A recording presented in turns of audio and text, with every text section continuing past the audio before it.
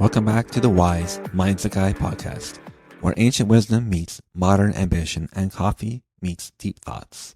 I'm your host, Nat Plastino, your go-to guy for mindset shifts, personal growth, and the occasional dad joke. Today, we're diving into a spicy little myth that's been floating around like a motivational meme with a bad haircut. This is the myth. To be a great leader, you must first learn to follow. Now I get it. Sounds noble, right? But let's pump the brakes and ask, is that really true? Are we really sipping watered down wisdom from a half-empty cup? Stick around because we're about to break down why leadership is not about being a follower. And we're doing it with a little help from our friends, the Stoics. Okay, so let's start with a fun image. Imagine Marcus Aurelius. Yes, Marcus, Roman emperor and full-time philosopher, scrolling social media today. He sees a post that says, just be a follower. What would he say?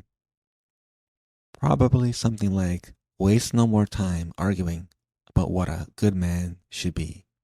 Be one. Boom. That's Marcus telling you, don't sit around waiting for someone to hand you a leadership badge. Be the leader already. The Stoics were not big on passively absorbing life like a sponge on a couch. They are more into taking action, mastering your mind, and living deliberately. Following blindly, not quite their vibe. Now listen, I'm not saying you should burst into your office tomorrow, slap a cape on your back, and declare yourself CEO of everything. Unless you work alone, and by all means, go crazy. But seriously, leadership isn't about copying others. It's not mimicking someone else's path. It's about authenticity, vision, and the courage to walk into the fog of the unknown and say, yep, I'll go first. Here's a reality check. Leaders blaze trails. Followers follow maps. Maps are great if someone else already conquered the territory, but real leaders, they draw the map while they're walking through the jungle, machete in hand, chopping away at the trail. As Stoic philosopher Epictetus said, don't explain your philosophy, embody it. In other words, don't wait for permission. Don't ask someone else's script. Be the person who lives the values, sets the tone, and takes the first bold step. Now let me address the inevitable rebuttal.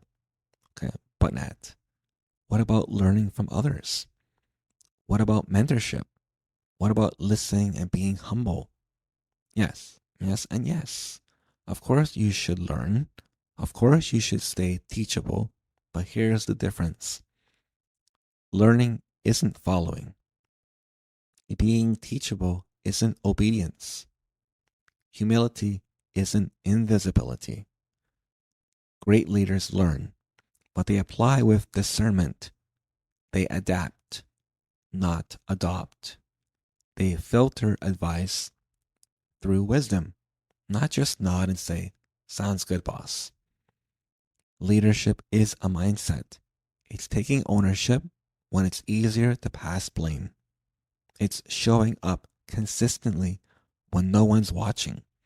It's being okay with standing alone while others catch up. It's not about being a follower first. It's about choosing not to be one when the moment calls for courage, clarity, and direction.